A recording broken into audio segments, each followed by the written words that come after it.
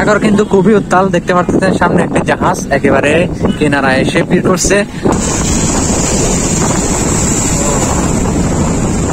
পাশে দেখেন বিশাল একটা বড় জাহাজ, এটাও সেম এসে ভিড় করছে। শেষে আমরা আসলাম কর্ণফুলী টানেলের মুখে, দেখতে পাচ্ছেন সেটা হচ্ছে কর্ণফুলী টানেলের প্রবেশ মুখ।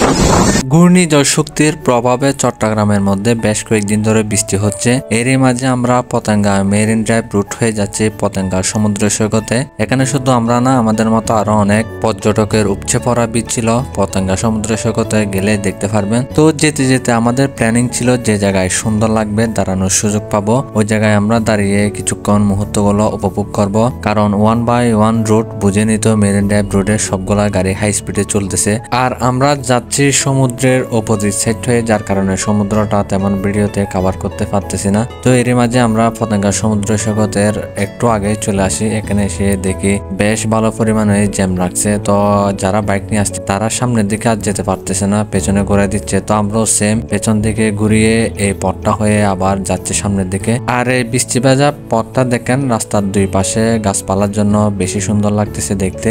তো এরই মাঝে আমরা চলে আসি এই জায়গায়। সমুদ্রের পানি দেখেন একেবারে মেরিন ড্রাইভ রোডের কাছাকাছি চলে আসছে। আর এই জায়গাটার নাম হয়তো ফুলতলা সি বিচ, আমার সঠিক জানা নাই। আপনারা যারা জানেন তারা কমেন্টে মতামত জানাবেন। সাগর কিন্তু খুবই উত্তাল, দেখতে পাচ্ছেন সামনে একটি জাহাজ একেবারে কিনারায় এসে ভিড় করছে। আর ওই সাইডে আরেকটা দেখেন, ওইটা কিন্তু বিশাল বড়। আশেপাশে কিন্তু অনেক মানুষজন এগুলা দেখার জন্য আসছে। আমরা পতেঙ্গা যাওয়ার আগে এখানে ছিল এই জায়গাটা, আর প্রচুর পরিমাণ বাতাস নাচ হচ্ছে, সুতো বেশি।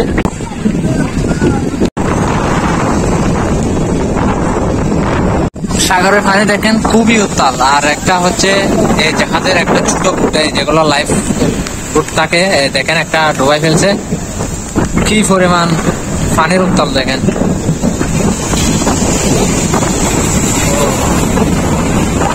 এই জায়গাটা কত সুন্দর লাগতেছে দেখেন।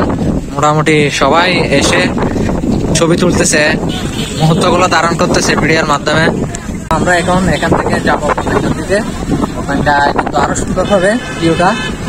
সবাই সাথে থাকুন। ওকে, আবার আমরা এই জায়গায় থেকে রওনা দিলাম পতেঙ্গা সমুদ্র সৈকতের উদ্দেশ্যে। উল্টা পথে যাচ্ছি, যার কারণে একটু রিস্ক আছে, ওই সাইডে জ্যাম বেশি, যাওয়া হচ্ছে না। শেষে আমরা আসলাম কর্ণফুলী টানেলের মুখে, দেখতে পারতেছেন সেটা হচ্ছে কর্ণফুলী টানেলের প্রবেশ মুখ। বৃষ্টি ভেজা রাস্তাঘাট অনেক সুন্দর লাগতেছে কিন্তু।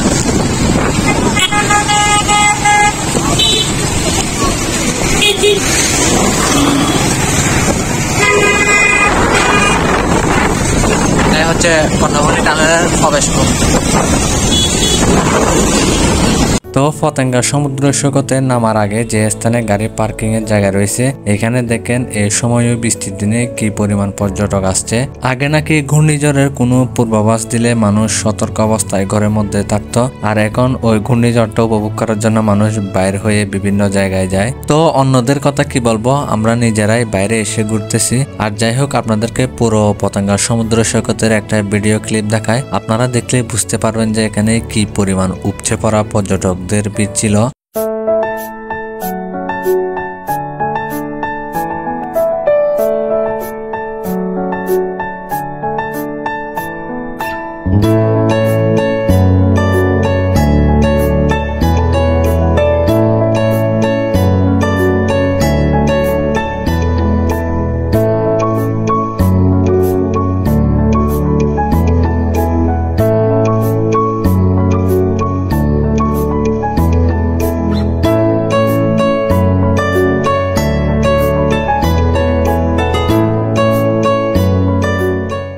মারাত্মক এই জায়গায় দেখেন পানি কি উত্তাল, ক্যামেরার মধ্যে বারবার শুধু পানি পড়তেছে।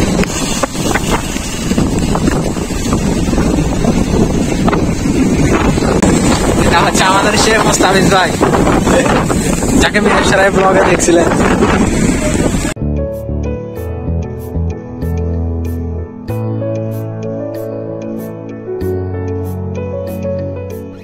তো দীর্ঘক্ষণ ধরে বৃষ্টিতে ভিজতে থাকার কারণে শরীরের মধ্যে ঠান্ডা লেগে আসছিল, এই কারণে একটু চা খাওয়ার দরকার। তাই আশেপাশে চায়ের দোকান কই পাওয়া যায় খুঁজতেছি। ঘূর্ণিঝড়ের কারণে সতর্ক অবস্থা জারি থাকার ফলে এখানে সব দোকানপাট বন্ধ। তো অবশেষে খুঁজতে খুঁজতে এই দোকানটাতে চা পেলাম, সাথে হচ্ছে পেঁয়াজও ছিল। হাতে চায়ের কাপ প্লাস বৃষ্টি আর সামনে সমুদ্র বিলাস, একসাথে তিনটা প্রিয় জিনিস আমার মতো আপনাদের কার কার এই মুহূর্তগুলো পছন্দ কমেন্টে জানাবেন। আর এই ছিল আজকের ভিডিও, দেখা হচ্ছে পরবর্তী ভিডিওতে। ততক্ষণে ভালো থাকবেন, সুস্থ থাকবেন, আল্লাহ হাফেজ।